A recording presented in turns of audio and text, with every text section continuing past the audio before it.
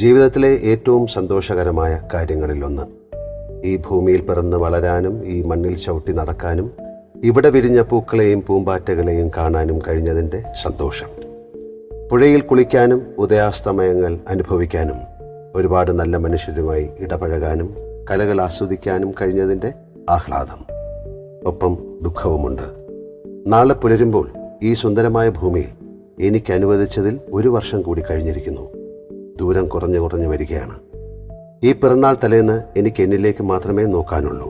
അങ്ങനെ നോക്കിയിരിക്കുമ്പോൾ സന്തോഷത്തെക്കാളും അത്ഭുതത്തെക്കാളുമെല്ലാം എൻ്റെ ഉള്ളിൽ നിറഞ്ഞു കവിയുന്നത് നന്ദിയാണ്. ആരോടൊക്കെയോ ഉള്ള നന്ദി, എന്തിനോടൊക്കെയോ ഉള്ള നന്ദി. പറഞ്ഞാൽ തീരാത്തത്ര, കൊടുത്താൽ തീരാത്തത്ര. കേരളത്തിലെ ഒരു മധ്യവർഗ കുടുംബത്തിൽ അസാധാരണമായ സാഹചര്യങ്ങളൊന്നുമില്ലാതെ ജനിച്ച എനിക്ക് ഇത്രയൊക്കെ തന്നത് ആരാണ്? യാതൊരുവിധ കലാപാരമ്പര്യവുമില്ലാത്ത